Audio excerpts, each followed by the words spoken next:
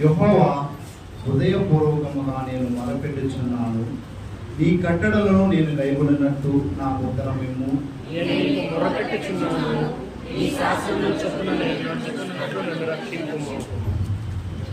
తెల్లవారుకు మునిపే మొరపెట్టితిని, నీ మాటల మీద నేను ఆశ పెట్టుకొని ఉన్నాను.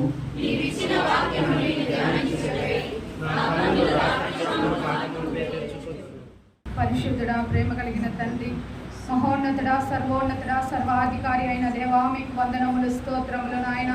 అయ్యా, గడిచిన కాలం అంతా ఇప్పుడు నీ కృపలో మమ్మల్ని భద్రపరిచి కాచి కాపాడినందుకై మీకు వేలాది స్తోత్రములు నాయన. ఇదిగో నా ప్రభువ, ఈ దినమందు నా ప్రభువ యేసయ్య, మమ్మల్ని అందరినీ ఒక మందగా నా తండ్రి చేర్చి నీ సన్నిధిలో ఆరాధించుటకు, అయ్యా మిమ్మల్ని స్తుతించుటకు, కీర్తించుటకు నా ప్రభువ మాకు ఇచ్చిన ఈ ధన్యతను బట్టి మీకు వేల వేల స్తోత్రములు నాయన. దేవునికి మహిమ కలుగుగాక. అందరికీ నిజంగా దేవుడు తన ఆశించినటువంటి బిడ్డలు తన యందు భయము, భక్తి, విశ్వాసం, ఆయన ఇచ్చిన రక్షణలో ముందుకు నడిచేటువంటి బిడ్డలు అన్నడు కూడా చేయి విడిచిపెట్టనే విడిచిపెట్టాడు. అందుకే భక్తుడు కళాంధకారంలో సంచరించినను ఏ అపాయములకు నేను భయపడను. హల్లెలూయా. ఇది వాస్తవమైనటువంటి దేవుని యొక్క నమ్మదగినటువంటి మాటలు. ఆ మాటలను మనం ఎప్పుడు కూడా స్మరణలో తెచ్చుకుంటూ మనం ఆయన స్తుతిస్తూ ఉంటే మన యొక్క ప్రయాణాలలో, మన అనుదిన చర్యలన్నింటిలో కూడా దేవుడు మనకు సహాయకుడిగా నిలబడతాడు. కాబట్టి మనము నిజంగా దేవుడితో ఎంతగా మనము అనుబంధం కలిగి, సహవాసం కలిగి జీవిస్తుంటామో ఆయన మన వరకు పెట్టినటువంటి నమ్మదగిన వాగ్దానాలన్నీ కూడా మన పట్ల నెరవేరుస్తూ మనల్ని జీవించడానికి ముందుకు నడిపిస్తూ ఆయన మహిమ కొరకు మనల్ని బ్రతికిస్తూ ఉంటాడు. దేవునికి మహిమ కలుగుగాక. హల్లెలూయా. గట్టిగా రెండు చేతులు చెప్తాము ఒకసారి. హల్లెలూయా, హల్లెలూయా. పరిశుద్ధ గ్రంథం నుండి సామెతల గ్రంథము 30వ అధ్యాయం 19వ వచనాన్ని ఒకసారి చదువుతున్నాం. సామెతలు 30వ అధ్యాయము 19వ వచనం.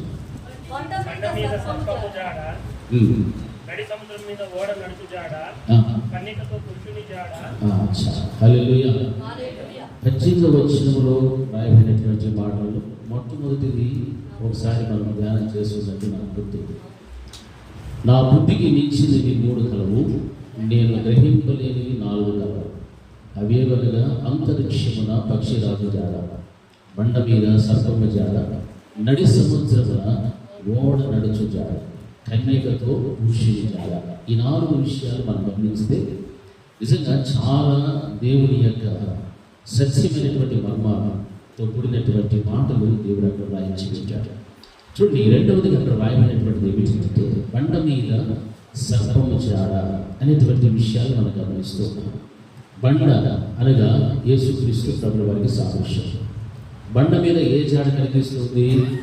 సర్పము జాడ. సర్పం అంటే అపవాది, సాతాను. ఇది మనకి పేరు. సర్పానికి సాతానికి పోలికగా మనం గమనిస్తున్నాం. అయితే బండన్నటువంటి క్రీస్తు యేసు ప్రభువు ఎవరికి శిరస్సై ఉన్నాడంటే సంఘానికి శిరస్సై ఉన్నాడు. మరి సంఘము ఆయన యొక్క శరీరము. ఆయన యొక్క శరీరమైనటువంటి సంఘంలో ఈ రోజున శిరస్సు ఉన్నటువంటి క్రీస్తు ప్రభువు వారి మీద ఏమి జాడ కనిపిస్తుందంటే సర్పము జాడ కనిపిస్తున్నది. అంటే చూడండి, మన శరీరంలో మనకు శిరస్సు ఉంది. శిరస్సు ఉంటేనే శరీరానికి ఒక విలువ. ఆ యొక్క శిరస్సు ఉంటేనే దానికి ఒక పేరు. శిరస్సు ఉంటేనే అది ఏ క్రియ అయినా చేయగలుగుతారు. శిరస్సు ఉంటేనే అది ఆలోచిస్తుంది, అది ఏ క్రియలైనా చేస్తుంది, ఎటు వెళ్ళాలో వెళ్తుంది, ఎటు కూర్చోవాలో ఏం చేయాలన్నీ చేస్తారు. అదేవిధంగా క్రీస్తు యేసు ప్రభువు వారు మన సంఘానికి లేక క్రైస్తవ సమాజం అంతటితో కూడా ఏమై ఉన్నాడంటే శిరస్సై ఉన్నాడు. మరి శిరస్సై ఉన్నటువంటి యేసుక్రీస్తు ప్రభువు వారు ఇక్కడ రాయబడినటువంటి వాక్య భాగంలో మనం గమనిస్తే ఆ యొక్క బండ మీద సర్పము జాడ అనేటువంటిది మొట్టమొదటి కనిపిస్తుంది. క్రీస్తు యేసు ప్రభువు వారు ఆ యొక్క బండ అన్నటువంటి సాదృశ్యం ఉన్నప్పుడు సర్పం యొక్క జాడ కనిపిస్తూ ఉంది. ఆదిలో తండ్రినటువంటి యెహోవా దేవుడు ఆయనను స్తుతిస్తూ, ఘనపరుస్తూ, మహిమపరుస్తూ నిత్యము కూడా ఆరాధించేటువంటి ఆ యొక్క స్థానం ఎవరిదినంటే అపవాది అయినటువంటి సాతాను, వానికి మరొక పేరు ఏమిటిందంటే లూసిఫర్. లూసిఫర్ దేవుని ఎప్పుడు కూడా స్తుతించేటువంటి వాడు. అంటే బండ మీద సర్పము జాడ కనిపిస్తుందంటే అనాది కాలంలోనే అపవాది అనే సాతానుడికి పుట్టినటువంటి ఆలోచన, తలంపు అనేటువంటిది ఎటువంటిదంటే చాలా చెడ్డదిగా మనకు అనిపిస్తుంది. దేవుడు సృష్టికర్త, ఆయన సర్వమును సృష్టించినటువంటి దేవుడు. అటువంటి దేవుని గురించే ఒక చెడు ఆలోచన సాతాను లూసిఫర్కి వచ్చారు. ఏమిటి ఆలోచన అంటే తన సింహాసనం తీసుకొని దేవుని కంటే కొంచెం పైగా వేసుకోవాలన్నటువంటి ఆలోచన కలిగాయి. ఇది చెడ్డ ఆలోచన. ఎందుకంటే దేవుడు ఉన్నటువంటి స్థానం వేరు, దేవుని కింద ఉండాల్సినటువంటి సెలవులైనా కెరూబులైనా దేవదూతలైనా పెద్దలైనా ఎవరైనా కానీ వారి కూర్చున్నటువంటి స్థానాల్లో వారే ఉండాలి. అయితే సాతాను యొక్క ఆలోచన ఏమిటంటే వీటన్నిటికీ అధిపతి అయినటువంటి రాసులకు రాజైన ప్రభువులకు ప్రభుడైనటువంటి సర్వోన్నతుడు, సర్వశక్తిమంతుడు, మహోన్నతుడు, మహనీయుడైనటువంటి ఆయనకైతే తన సింహాసనం కాస్త మీద వేసుకొని కూర్చోవాలని ఆలోచన చేశాడు. అంతే వెంటనే సాతాను యొక్క ఆలోచనలను దేవుడు ఎరిగి వాడిని అక్కడ నుండి కిందికి పడదొచ్చినట్టుగా వాక్యంలో మనం గమనిస్తూ ఉంటున్నాం. అందుకే అప్పుడు సాతానుడికి ఏముండేటువంటివి, కాళ్ళు చేతులు ఉండేటువంటి, రెక్క ఉండేటువంటి, దేవుడు వాటిని ఏం చేశాడు, విరగొట్టి సర్పములకు సాదృశ్యంగా వాడు పొట్టతో రాముతూ మన్ను తింటూ బ్రతికేటువంటి స్థితిని దేవుడు మనకు అనుగ్రహించాడు. అందుకే వాక్య భాగంలో మనం గమనిస్తే బండ మీద సర్పము జాడ అంటే సంఘమునకు శిరస్సుకు క్రీస్తుకు శరీరమై ఉన్నటువంటి సంఘములో ఈ రోజున ఎటువంటి జాడ కనిపిస్తూ ఉంది అని అంటే సాతాను యొక్క జాడ అనేటువంటి కనిపిస్తూ ఉంటారు. ఎలాగ సాతాను యొక్క జాడ కనిపిస్తారంటే క్రీస్తు ప్రభుల వారి సంఘానికి శిరస్సు అయి ఉంటే ఆ సంఘం అంతా కూడా క్రీస్తు ప్రభుల వారి యొక్క తలంపులతో, ఆయన యొక్క ఆలోచనలతో, ఆయన యొక్క ఉద్దేశములతో, ఆయన ప్రతి వారి ఎడల కలిగి ఉన్నటువంటి సంకల్పము చొప్పున సంఘంలో ఉన్న ప్రతి కుటుంబము, ప్రతి విశ్వాసి కూడా ముందుకు నడుస్తూ ఆయన వరకు జీవిస్తూ వారి దేహములతో ఆయనను మహిమపరుస్తూ కొడియాడుతూ సేవించుతూ దేవునికి చెందవలసినటువంటి మహిమను, ఘనతను, ప్రభావములను ఆయనకు అర్పిస్తూ దేవుని కొరకు జీవించేటువంటి సంఘముగా కనిపిస్తారు. ఇది దేవుని యొక్క సంఘం. ఈ దేవుని యొక్క సంఘములో ఒకవేళ దీనికి భిన్నమైనటువంటి తత్వం, భిన్నమైనటువంటి ఆలోచన విధానము, మనుషుని యొక్క ప్రభావము, సాతాను యొక్క ప్రభావం అనేటువంటిది మనుషుల్లో జొరబడి కనిపిస్తుంది. అంటే ఈ సంఘములో ఏ జాడ కనిపిస్తూ ఉంటుంది అంటే సర్పము జాడ కనిపిస్తూ ఉంటుంది. హల్లెలూయా. చూడండి, సర్పములు ఎక్కడైనా వెళితే దాన్ని వెళ్ళినటువంటి గుర్తులు మనకు కనిపిస్తూ ఉంటాయి. అది ఇటు సొట్లు పోతూ ఉంటారు. అప్పుడు ఎవరైనా మనం చూస్తే ఈ మార్గం కూడా ఏది పోయింది అనుకుంటామో, పాము వెళ్ళేది, సర్పం వెళ్ళేది, ఆ సైజులు బట్టి మనం చెప్పేస్తాం, పెద్ద పాము పోయాలి లేకపోతే చిన్న పాము పోయాలి చెప్తాం. అప్పుడు దాన్ని చూసిన వెంటనే మనకేం పుడుతుంది, భయం పుడుతుంది. వెళ్ళాల్సిన మార్గంలో కూడా వెళ్ళము, పక్కకు వెళ్ళిపోతాం. ఏమో అది ఎటువంటి పామో, ఏమో ఎక్కడుందో, ఎక్కడ దాక్కునుందో, ఎక్కడ పొంచి ఉందో మనం గ్రహించలేము కనుక దానికి భయపడి మనము దూరంగా పారిపోతాం. మరి సంఘం విషయంలోకి వస్తే సంఘంలో ఉన్నటువంటి విశ్వాసులలోనే, విశ్వాసి యొక్క హృదయంలోనే ఈ రోజున సర్పము జాడ అనేటువంటిది కనిపిస్తూ ఉంటారు. వాక్యం ఒకటి చెప్తే విశ్వాసి మరొకటి చేయడానికి ఇష్టపడతారు. దేవుడు వాక్యము ద్వారా హెచ్చరికలు బోధిస్తే ఆ హెచ్చరికలు పక్కన పెట్టి వేరొక ఉచితమైన సలహాలు ఇవ్వడానికి సంఘంలో ఒక మనుషుడు తయారవుతాడు. లేకపోతే వారికి నచ్చినటువంటి స్వభావం, వారి స్వంత నిర్ణయాలు ఈ విధంగా తీసుకుంటూ దేవునికి చెందవలసినటువంటి మహిమను, దేవునికి చెందవలసిన ఘనతను వారికి ఆయనను చెందనీయకుండా మనుషులు ఈ రోజున ఏం చేస్తుంటే దొంగలించడం ప్రారంభించారు. కాబట్టి సంఘంలో ఈ రోజున ఏ జాడ కనిపిస్తుంది అంటే సర్పము జాడ కనిపిస్తూ ఉన్నది. హల్లెలూయా. బండ అన్నటువంటి క్రీస్తు యేసు ప్రభుల వారికి వ్యతిరేకముగా ఆయనను దుఃఖపరిచేటువంటి స్థితి కనుక ఉంటే ఆ బండ ఏమవుతుంది వాక్యం రాయబడింది, అడ్డుబండగానే నిలబడతా.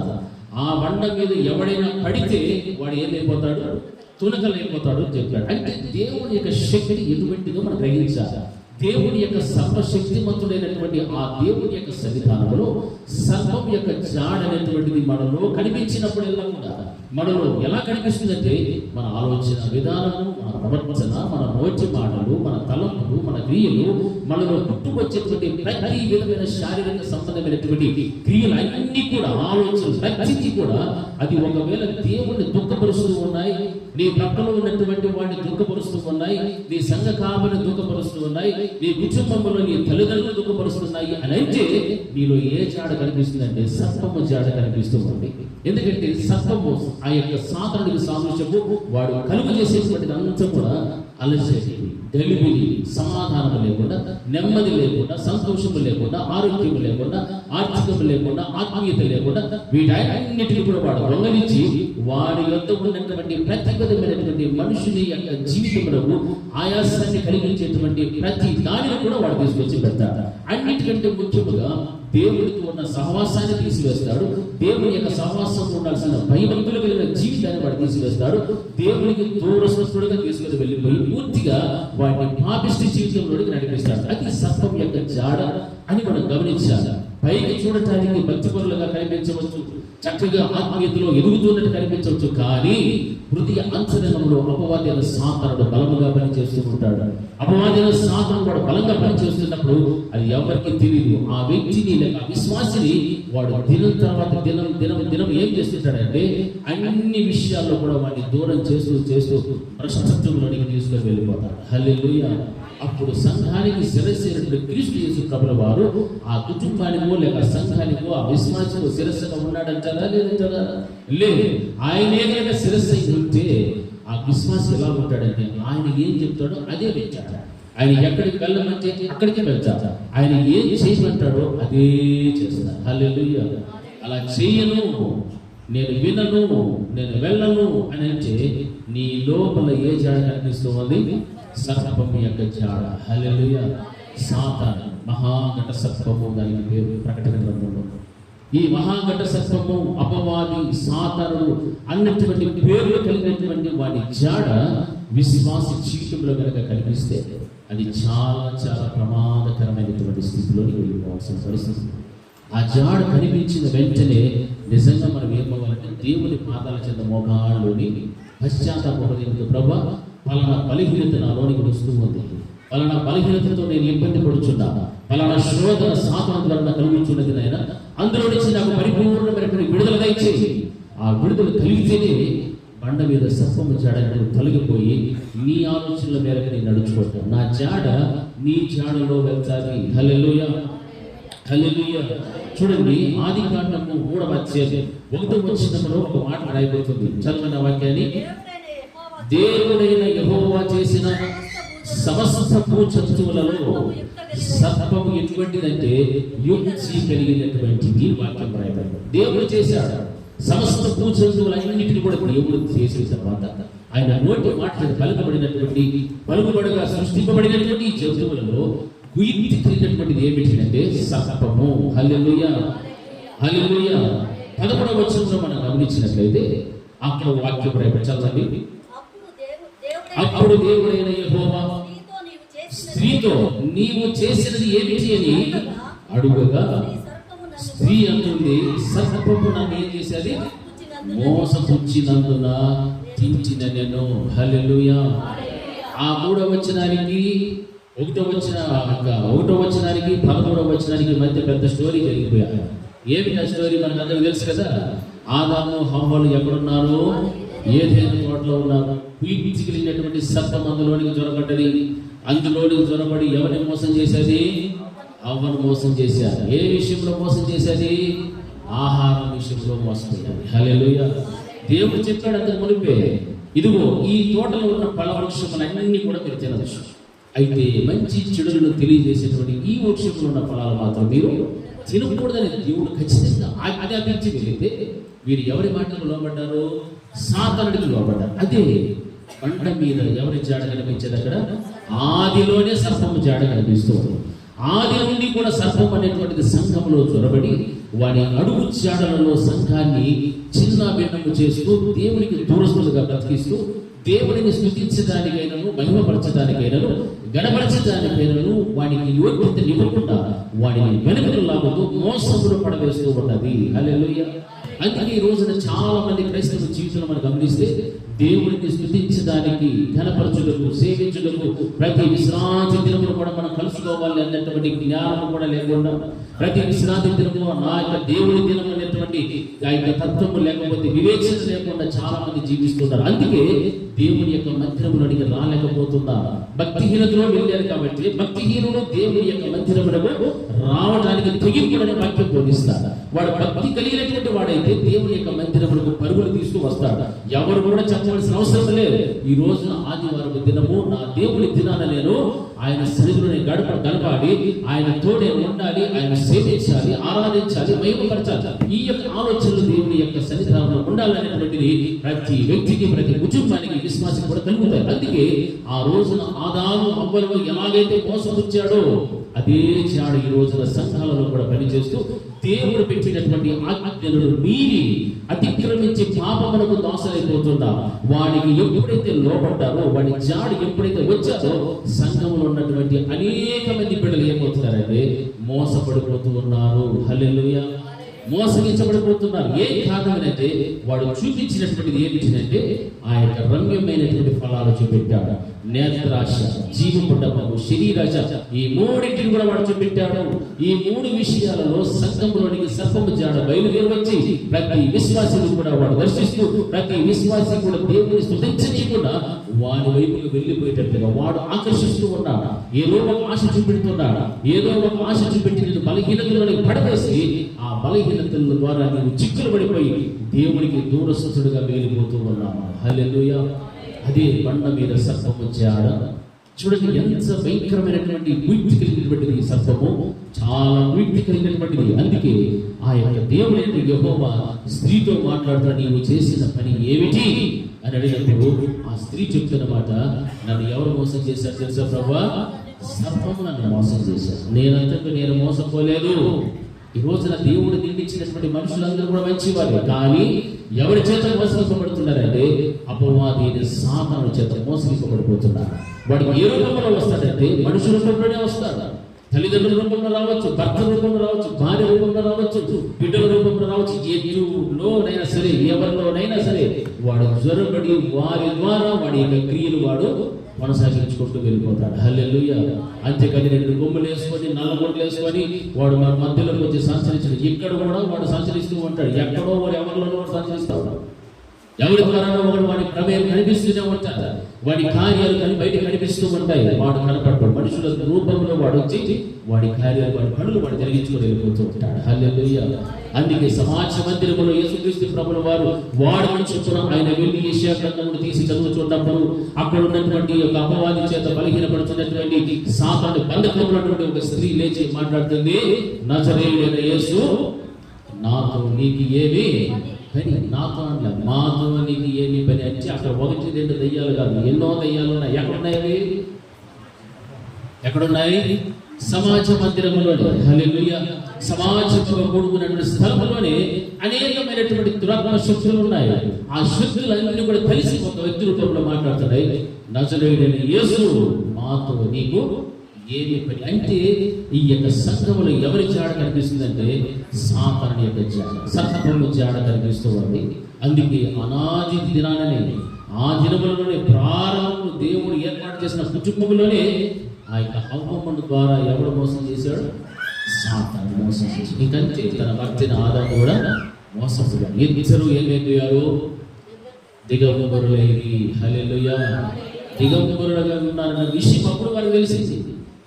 తండ్రి యెహోవా దేవుడు అడుగుతున్నాడు, ఎక్కడున్నావు అని అడుగుతున్నప్పుడు మేము పలానా చెట్టు దగ్గర మేము దాక్కుని ఉన్నాము, మేము దిగంబరులము, మీరు దిగంబరులై ఉన్నారు మీతో చెప్పిన వాడు ఎవరు అంటే వెంటనే చెప్తున్నారు సాతాను. సర్పం మమ్మల్ని మోసం చేసేది, మమ్మల్ని మోసంలో దింపేసేది. అందుకే ఈ రోజున మేము దిగంబరత్వంలోకి వచ్చాం. దేవుని యొక్క ఆజ్ఞను మితిమీరిన ప్రతి వ్యక్తి కూడా దిగంబరత్వము ధరించుకోక తప్పదు. హల్లెలూయా. దేవుని ఆజ్ఞను లోబడి జీవించాలి. ఆ బండ మీద సర్పము జాడ అనేది ఎప్పుడైతే కనిపిస్తుందో ఆ జాడలో నుంచి మనం వెంటనే బయటకు రాకపోతే దిగంబరత్వమే కనిపిస్తుంది. హల్లెలూయా. దిగంబరత్వంతో ఉంటే మనకి ఏమొస్తారు? మొదట సిగ్గు వస్తుంది. హల్లెలూయా. సిగ్గు, అవమానము, ఇలాంటివి ఎన్నో, భయము, అన్నీ కూడా వస్తాయి. ఏమంటే దిగంబరత్వంతో దేవుని యొక్క వాక్యములకు లోబడాలి. ఆజ్ఞను మీరు జీవించినటువంటి వారు. అందుకే దిగంబరులుగా మిగిలిపోయినటువంటి పరిస్థితులు అక్కడ కనిపిస్తూ ఉన్నాయి. 2వ కొరింథీ 11వ అధ్యాయం 2-3 వచనం.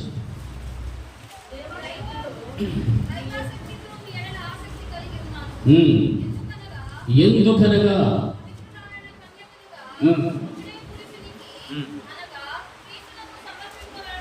క్రీస్తునకు సమర్పింపవలనని మిమ్మును ప్రధానము చేసేది, కానీ సర్పము తన కీర్తి చేత హవ్వను మోసపరిచినట్టు మీ మనస్సులను చెరుపబడి క్రీస్తు ఎడలనున్న సరళత నుండి పవిత్రత నుండి ఎట్లయినను తొలగిపోనేమో అని భయపడుచు ఉన్నారు. చూడండి, అపోస్తలుడైన పౌలు గారికి కొరింథీ సంఘం పట్ల ఉన్నటువంటి ఆసక్తి, దేవాసక్తితో మీ ఎడల నేను ఆసక్తి కలిగి ఉన్నాను. ఎందుకంటే పవిత్రురాలైన కన్యకుడుగా ఒక్కడే పురుషునికి అనగా క్రీస్తుకు సమర్పింపవలనని మిమ్మును నేనేం చేశాను, ప్రధానము చేసి తిని. ఎంత మంచి ఆ యొక్క సంఘముగా తీర్చిదిద్దాలనేటువంటి ఆకాంక్ష అపోస్తలుడైన పౌలు గారి యొక్క జీవితంలో మనం చూస్తూ ఉన్నాం. సర్పము తన కీర్తి చేత హవ్వను మోసపరిచినట్టు మీ మనసులు కూడా చేరుకోబడి క్రీస్తు ఎడలనున్న సరళత నుండి పవిత్రత నుండి ఎట్లయినను తొలగిపోనేమో అని నేనేమవుతున్నా, భయపడుచు ఉన్నాను. ఈ రోజున సంఘంలో క్రీస్తు యేసు ప్రభువు యొక్క రక్తము ద్వారా కడగబడినటువంటి ప్రతి విశ్వాసం కూడా ఆయన ఎడల సరళత ఉంది, ఆయన ఎడల ఇంకా ఏమంటే పవిత్రత ఉంది. ఆ పవిత్రత నుండి మీరు ఏ విధంగా చేసిన తొలగిపోతారేమో అని నేనేమవుతున్నా తెలుసా, భయపడుచు ఉన్నాను. ఎందుకంటే ఆ రోజున హవ్వను మోసపరిచినట్లుగా మీ మనస్సులను అది ఏం చేస్తారు, చెరిపి వేస్తారు.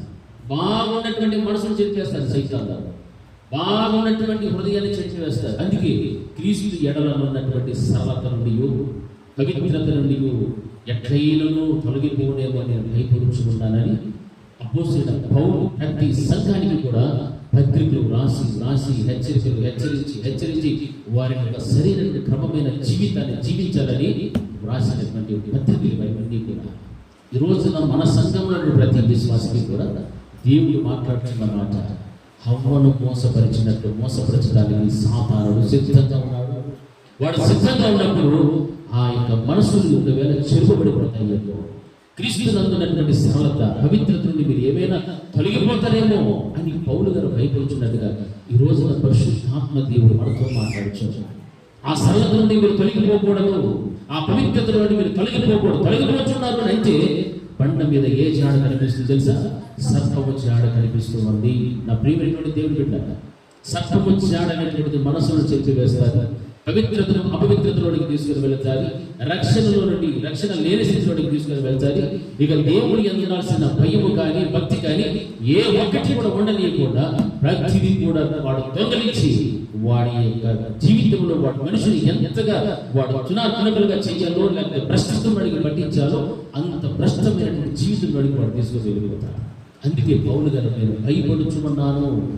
దేవుడికి మీకు ఉన్నటువంటి ఆ మంచి సహవాసం, ఆ సంబంధం నుంచి వాడు ఒకవేళ మీరు చెడిపేస్తారు. అందుకే జాగ్రత్తగా ఉండాలి. సర్పము జాడ ఎక్కడ కనిపిస్తుందో, సర్పము ఎక్కడ ఎవరి రూపంలో కనిపిస్తుందో ఆ రూపంలో నుండి కనిపించినటువంటి క్రియలు బట్టి మనం వెంటనే దాన్ని చేయకపోవాలా, దూరం అయిపోవాలి, వాటిని విడిచిపెట్టాలి, వాటిని విసర్జించాలి. ఆ విధంగా ఎవరైనా కూడా మనకు కనిపిస్తే వాటిని మనం ఏం చేయాలి, వారి కోసం ప్రార్థన చేయాలి. సర్పము జాడ. హల్లెలూయా, హల్లెలూయా, హల్లెలూయా. ప్రకటన గ్రంథము 12వ అధ్యాయం 17వ వచనంలో ఒక మాట రాయబడింది, చదవండి. ప్రకటన గ్రంథము 12వ అధ్యాయము ఆగ్రహము తెచ్చుకొని యేసును గురించి సాక్ష్యం ఇచ్చుచు ఉన్నవారైనా ఆమె సంతానములో శేషించిన వారితో యుద్ధము చేయుటకై బయలు వెడలి సముద్ర తీరమున నిలిచెను. హల్లెలూయా, హల్లెలూయా. ప్రకటన గ్రంథంలో ఉన్నటువంటి విషయాలు 12వ అధ్యాయం ఇంటికి వెళ్ళి చదవండి, అర్థమైతే మీకు చాలా బాగా అర్థమవుతుంది. ఇక్కడ స్త్రీ ఉంది, మహాఘట సర్పం ఉంది, పరలోకంలో ఒక యుద్ధము, భూమి మీద ఒక యుద్ధము. ఈ యుద్ధము స్త్రీ కనినటువంటి కుమారుడు, ఈ భక్తుల మధ్య జరుగుతున్నటువంటి ఈ యుద్ధ సమాచారం అంతా కూడా మనకు క్షుణ్ణంగా అక్కడ కనిపిస్తూ ఉంటుంది.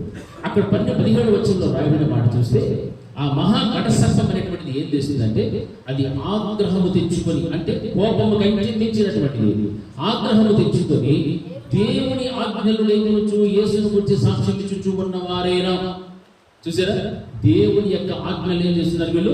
గైకుంటున్న వారు యేసును గూర్చి చేపిస్తున్నారు, సాక్ష్యం ఇచ్చుతూ ఉన్నారు. ఇటువంటి వాడు ఆమె సంతానం, స్త్రీ సంతానమును శేషించిన వారితో యుద్ధము చీటికై బయలువెడలి, అది ఎక్కడ ఎంచుకున్నది? సముద్ర తీరములందరినీ ఎంచుకున్నది. హల్లెలూయా. ఇక 13వ వచనం అవన్నీ కూడా చదువుతూ వస్తే క్రూర మృగం కనిపిస్తారు. సముద్రం నుండి బయటకు వచ్చిన క్రూర మృగము ఈ యొక్క మహాగణ సర్పము సముద్ర తీరమునందు నిలిచి వేచి చూస్తూ ఉంది.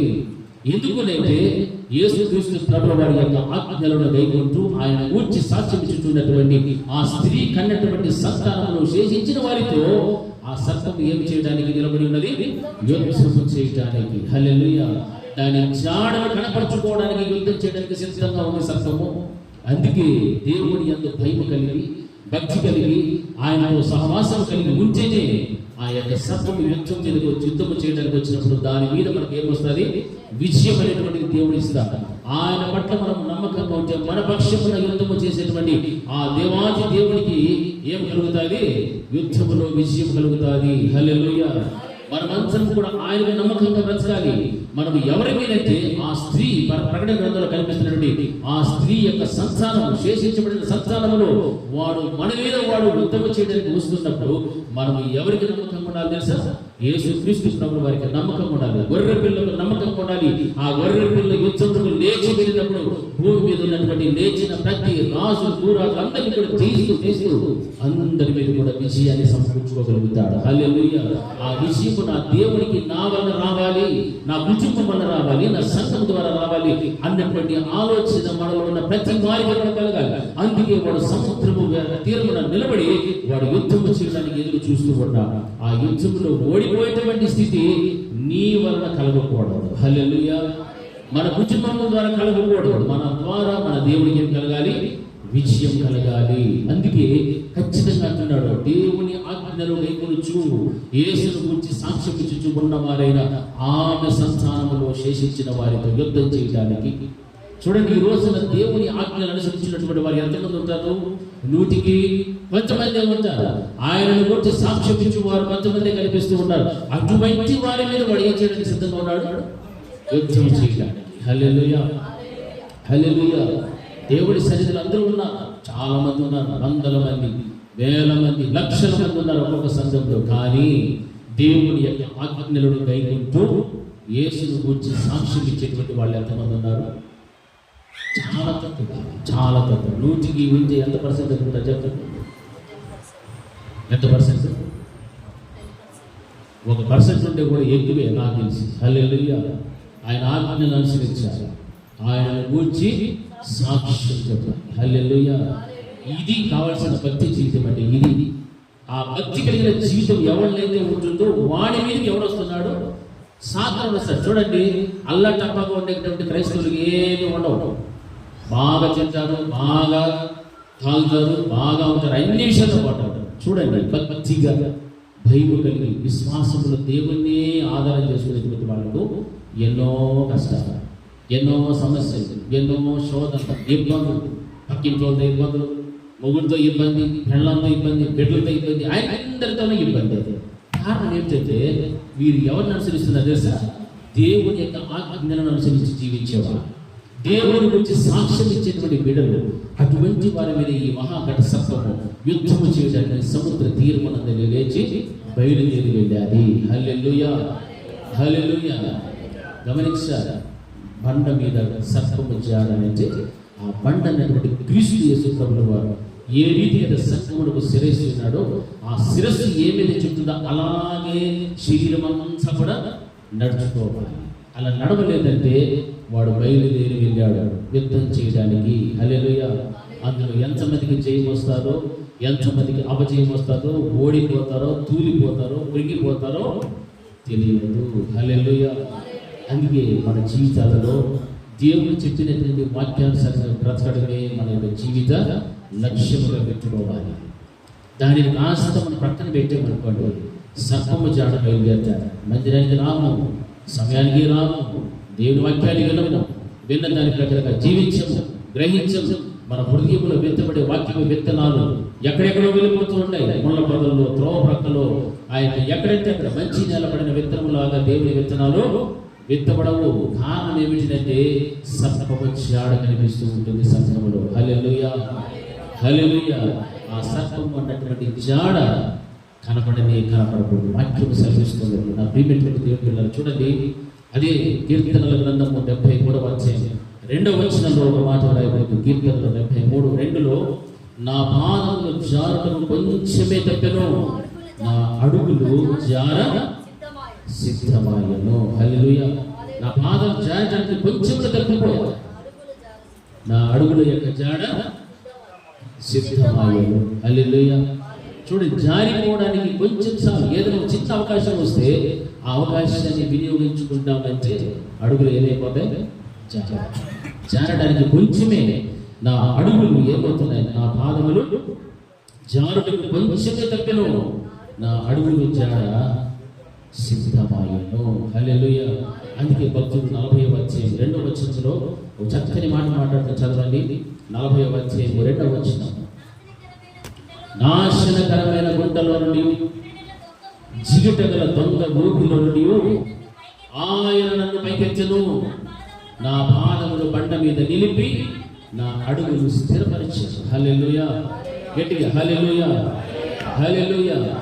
నాశనకరమైనటువంటి గుంట, జిగుటగల దొంగ ఊపి, ఇవన్నీ కూడా మనం చూస్తున్నప్పుడు నిజంగా అపవాది అయినటువంటి సాతానుడు మనుషుల్ని తీసుకుని వెళ్ళి పడేసినటువంటి స్థలాలు కనుక మనం గమనిస్తూ ఉంటున్నాం. అందుకే నాశనకరమైనటువంటి గుంటలో నుండి జిగుటగల దొంగ ఊపిలో నుండి ఆయన నన్ను పైకెత్తెను, నా పాదములు బండ మీద నిలిపి నా అడుగులను ఏం చేశాడు?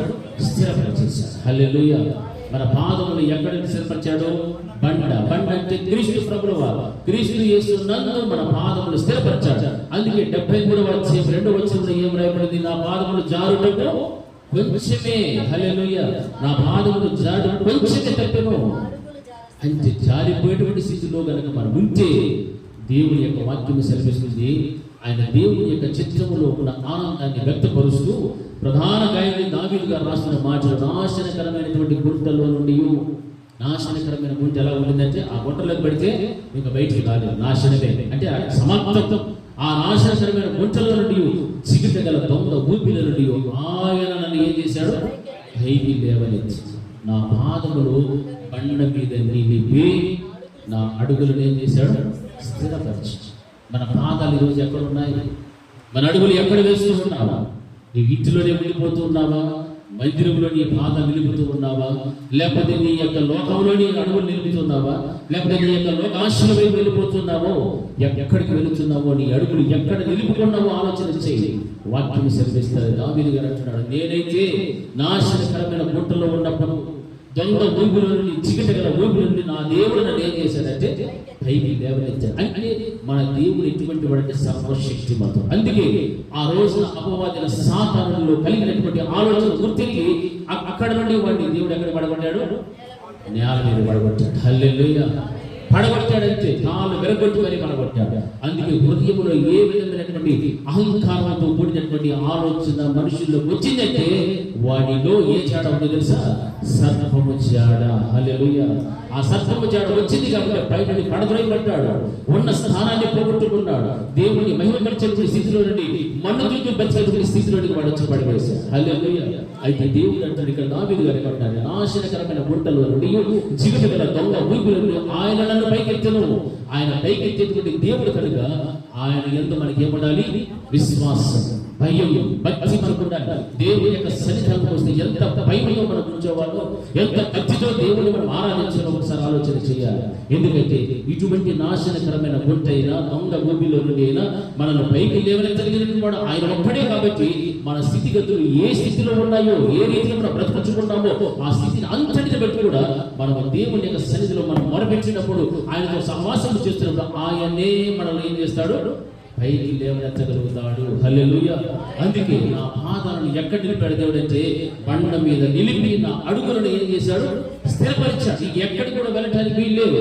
నీ అడుగులను దేవుడు బండ మీద స్థిరపరిచాడంటే లోకం వైపు కానీ, సాతాను వైపు కానీ, శరీరాశ, నేత్రాశ, జీవితం ఏ ఒక్క వైపు కూడా నీ అడుగులు వెళ్ళడానికి వీలు లేకుండా బండ అన్నటువంటి క్రీస్తు మీద ఆయన ఏం చేశాడు? స్థిరపరిచాడు. హల్లెలూయా. ఆ బండ మీద నువ్వు స్థిరపరచబడితేవో ఇక నేను సాతాను ముట్టడు, మనుషుని ప్రభావం ముట్టదు, ఏ విధమైనటువంటి భయం కానీ దిగులు కానీ చెందడానికి వీలే లేదు. హల్లెలూయా. అందుకే ఎప్పుడు కూడా కోరుకోవాలి, నా అడుగులు ఎక్కడ ఉండాలి, నా పాదాలు బండ మీద ఉండాలి, నా అడుగులు బండ మీదనే. హల్లెలూయా, హల్లెలూయా. బండ మీద నీ అడుగులు స్థిరపరచబడకపోతే నీ అడుగులు ఎత్తు వెళ్తుంటాయి, లోకంలోకి వెళ్తాయి, సాతాను కాడి కిందకి వెళ్తాయి, మనుషుని ఆలోచనలకు వెళ్తాయి, ఇక రకరకాలు నీ జీవితంలో కలిగినటువంటి ప్రతి విధమైనటువంటి వాటి మీదకి వెళ్ళిపోతూ ఉంటాయి. అందుకే దేవుడి వాక్యం సరిచేస్తుంది, ఆ పాదములు బండ మీద నిలిపి నా అడుగులు నేనేం చేశాడు, స్థిరపరిచాడు. ఇది మనకు కావాల్సినటువంటి ఈ విధమైనటువంటి ఒక వైరాగ్యంతో కూడిన భక్తి కలిగిన జీవితం మనలోకి రావాలి. ఆ భక్తి కలిగిన జీవితం నీలో కనుక ఉంటే బండ మీద ఉన్నటువంటి సర్పము జాడ నీలో కనిపించదు. ఒకవేళ నువ్వు దానికి అవకాశం ఇస్తూ ఉంటివో, దేవుడు వేసిన కంచెను కూడా తీసేసివో, వెంటనే ఎవరు త్వరపడతారు, సాతాను త్వరపడతారు. నేను చూస్తే ఎవరి జాడ ఉండాలా, నీ పాదాలు ఎక్కడ ఉండాలా, బండ మీద, నీ అడుగులు అదే బండ మీద స్థిరపరచబడి ఉండాలి. అంతేగాని లోకంలో స్థిరపరచబడతాడు. నీ అడుగులు అటు ఇటు వెళ్ళిపోకూడదు. సాతాను ఒక రోజున యోబు ఆయన కూర్చున్నటువంటి మాటలు మాట్లాడేటప్పుడు ఏమన్నాడు వాడు, నేను భూమి మీద ఇటు అటు తిరుగుచూ నేను వస్తుంది అని చెప్పాడు. హల్లెలూయా. వాడి పని అంతా కూడా ఇటు అటు తిరగడమే. యేసుక్రీస్తు ప్రభువు యొక్క ఆజ్ఞలను ఎవడైతే అనుసరిస్తున్నాడో, ఆయన గురించి ఎవరైతే సాక్ష్యం ఇస్తూ ఉన్నాడో, ఆయన కొరకు ఎవరైతే ఫలమైనటువంటి విశ్వాసంగా నిలబడ్డారో వారిని దర్శిస్తాడు. వాడిని నోరు తెరిచి కాసుకొని ఉంటాడు. ఎవరిని మృంగుదునా అని గర్జించు సింహం వలె వాడు ఇటు అటు తిరుగుతూ ఉండేటువంటి వాడు. అందుకే దేవుని యొక్క వాడు చెప్తున్నాడు, నేను ఇటు అటు తిరుగుతూ వస్తుంది అన్నాడు యేసయ్య. అక్కడ నా భక్తుడు ఉన్నాడు, చూసావా? ఓ చూశాను. ఈ కార్యాలయాన్ని కూడా మనకి తెలుసు.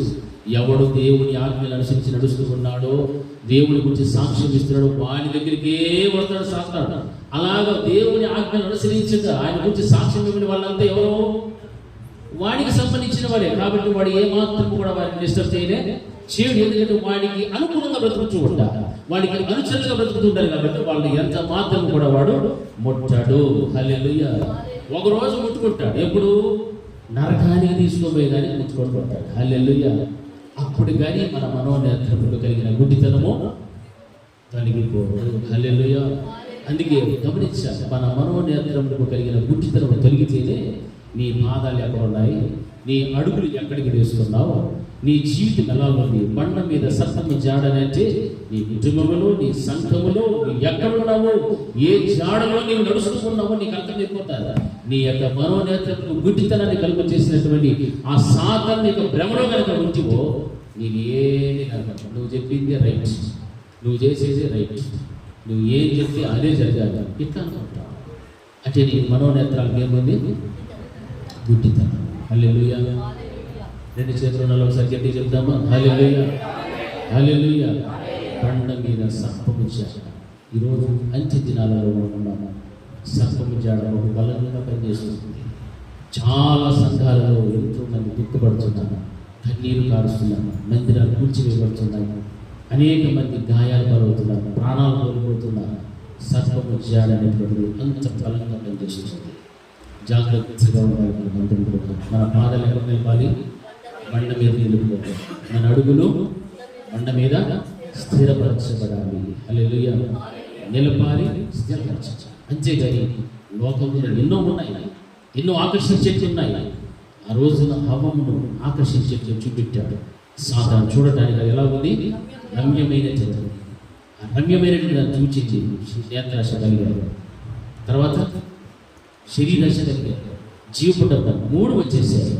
వెంటనే మోసపోయారు. హల్లెలూయా. ఎవరు కూడా మోసపోదండి, ఎవరు కూడా మోసపోకూడదు.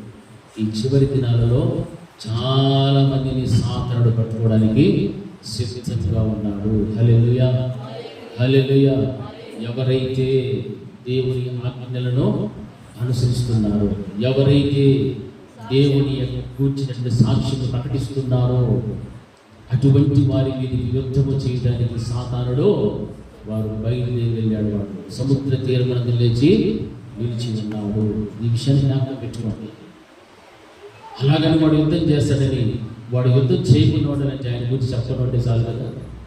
ఆయన గురించి ఆయన ఆజ్ఞలు మనం అనుసరించకపోతే చాలు కదా. అలా ఉండిపోతే వాడు రాడు నీ దగ్గరికి. కానీ ఒకరోజు వాటితో పాటు ఎక్కడ పోతాం?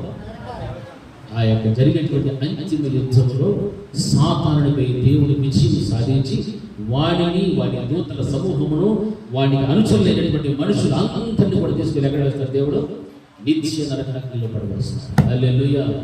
ఆ నరకంలో పడేదానికంటే బ్రతుకున్న కాలంలో క్రీస్తుని గురించి సాక్ష్యం చెప్పేటువంటి సాక్షులుగాను ఆయన యొక్క ఆజ్ఞలను అనుసరించేటువంటి బిడ్డలుగా మనము జీవించాలి. హల్లెలూయా. అదే మనకు దేవుడు నేర్పించేది. కనుక ఆ విధంగా మనం జీవిస్తే అది నిజంగా దేవునికి ఎంతో ఘనత. అప్పుడు బండ మీద సర్పం పడ్డాడు అనేటువంటిది సంఘంలో, విశ్వాసంలో, కుటుంబంలో ఎక్కడ కూడా కనిపించింది. అప్పుడు దేవుని మన మనసారా ఏం చేస్తామో ఆరాధిస్తాం, స్తుతిస్తాం, ఘనపరుస్తాం.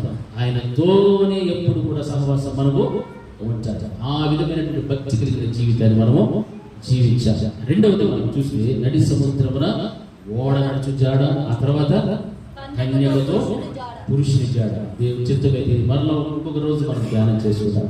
కాబట్టి విన్నటువంటి వాక్య ప్రకారంగా దేవుని యొక్క వాక్యం ఏవైతే మనకు సెలవించాడో ఆ రీతిగా బ్రతకడానికి అందరం కూడా ప్రయాసపడతాం. మీలో ఉన్న వారు మోకరించడానికి ప్రతి వారు కూడా మోకరించాలి. దేవుని యొక్క సన్నిధానంలో ప్రార్థన చేద్దాం. బహున్నతమైన మాట్లాడుతుంది నీ శాశ్వతమైన ప్రేమలో స్తోత్రం. ఎంతవరకు తండ్రి ప్రభావం బండ మీద సర్పం వచ్చాను. దాని గురించి ధ్యానం చేసుకోవడానికి మనం కూర్చుంటున్నాం. ఎంతో మంది బిడ్డల జీవితాలలో అపవాదైనటువంటి సాధనలకు జాడ కలిగి నెమ్మది లేక, సమాధానం లేక, సంతోషం లేక, మీతో సహవాసం లేక, మీ ఉండవలసిన విశ్వాసం, భయం, భక్తి, లోబడించడం ఏమీ లేకుండా చాలా మంది సతమతమవుతున్నారు. నాశనకరమైన గుంటలో, జిగటి గల దొంగ ఊపిలో పడిపోయినటువంటి స్థితిలో ఉన్నారు. అయితే ప్రభా మీరొక్కరే పైకి లేవనెత్తేటువంటి దేవుడు. ఆ సత్యాన్ని ఎరిగినైన ప్రతి వారు కూడా వారి పాదములను బండ మీద నిలిపి వారి యొక్క అడుగులు స్థిరపరచుకోవడానికి మంచి మనస్సును దయచేసి ప్రభా. మీకు అసాధ్యం ఏదీ లేదు, సమస్త సాధ్యం. బిడ్డల పక్షంగా మీరు నిలబడి వారి పాదములు బండ మీద నిలబడి సంఘంలో స్థిరపరచని ఏ విధము చేతనైన ప్రభావ వారి మనసును చెరపబడి మీ ఎడలో ఉన్నటువంటి సరళత నుండి, పవిత్రత నుండి తొలగిపోకుండా బిడ్డలందరినీ ప్రభులు కావాలి, భద్రపరచమని యేసు నామములో ప్రార్థిస్తున్నాము తండ్రి. నా ప్రాణమా యెహోవాను సన్నిధించు, నా అంచనగలనుకున్న సమస్తమైన పరిశుద్ధ నామమును సన్నిధించు. నా ప్రాణమా యెహోవాను సన్నిధించు, ఆయన చేసిన కార్యములలో దేనిని నమ్మకము. మన తండ్రి అయిన దేవుని ప్రేమ, కుమారుడైన యేసుక్రీస్తు యొక్క కృప, పరిశుద్ధాత్మని యొక్క అన్యోన్య సహవాసం ఇప్పుడు ఎల్లప్పుడూ నిత్యం నిరంతరం సదాకాలం ఆయన కృప సమాధానం మనకు, మన కుటుంబములకు తోడే మీరు నడిపించుగా. ఆమేన్. అందరికీ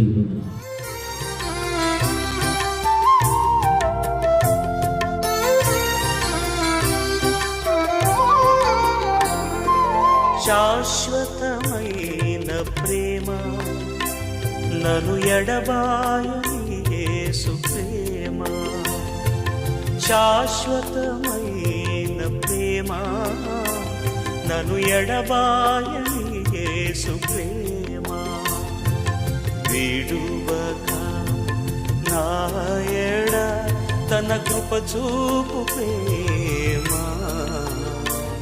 నన్నాదరించు ప్రేమ, నన్నాదుకొన్న ప్రేమ, శాశ్వతమైన ప్రేమ నన్ను ఎడబాయని యేసు ప్రేమ.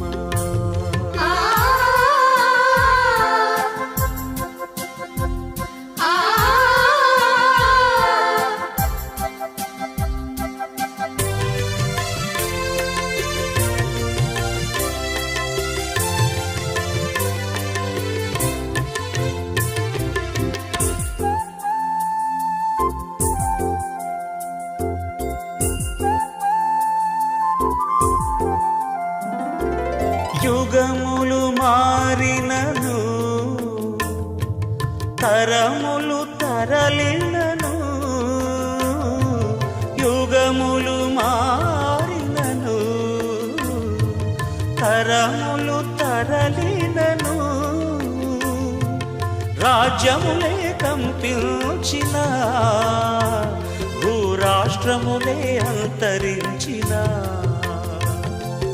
రాజ్యములే కంపించిన భూరాష్ట్రములే అంతరించిన